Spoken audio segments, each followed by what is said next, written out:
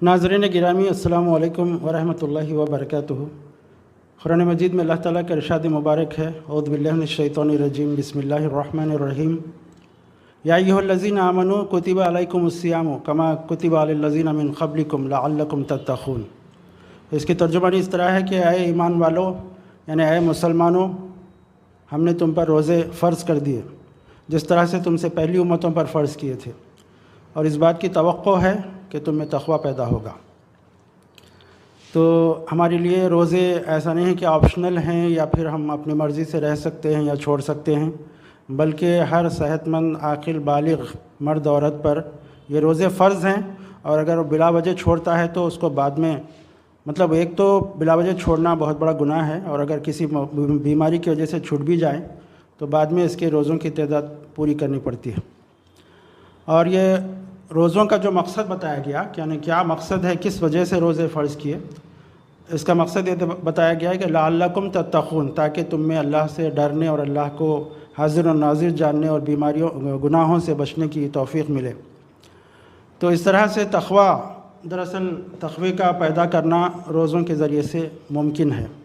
और सवाल ये पैदा होता है कि रोज़ों से तक़वा कैसे मुमकिन है, क्यों, कैसे अल्लाह का डर पैदा होता है। तो इसका जवाब ये है, जो हमारी समझ में आता है वो ये है कि आदमी सुबह से शाम तक खाता पीता नहीं है और अपने ख्वाहिशात नफ्स से बचा हुआ रहता है। हालांकि उसको कोई किसी का डर नहीं है, चाहे तो अंधेरे कमरे में बैठकर खा पी सकता है, लेकिन उसके जहन में ये बात हमेशा ताज़ा रहती है, हमेशा मुस्तहज़र रहती है, और हमेशा उसको दिमाग में ये बात याद दिलाती रहती है कि अल्लाह मुझे देख रहा है, चाहे कोई ना देखे लेकिन अल्लाह मुझे देख रहा है। तो ये अल्लाह के देखने का एहसास इंसान को गुनाहों से बचाता, और जब जायज़ चीज़ों को रमज़ान में छोड़ता है तो बाकी 11 महीनों में नाजायज़ चीज़ों को भी छोड़ना बड़ा आसान हो जाता है।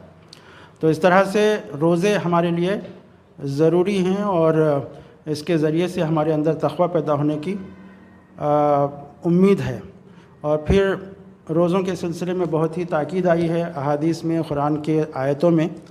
अल्लाह के रसूल सल्लल्लाहु अलैहि वसल्लम की एक तवील हदीस है जिसमें आपने एक मरतबा आप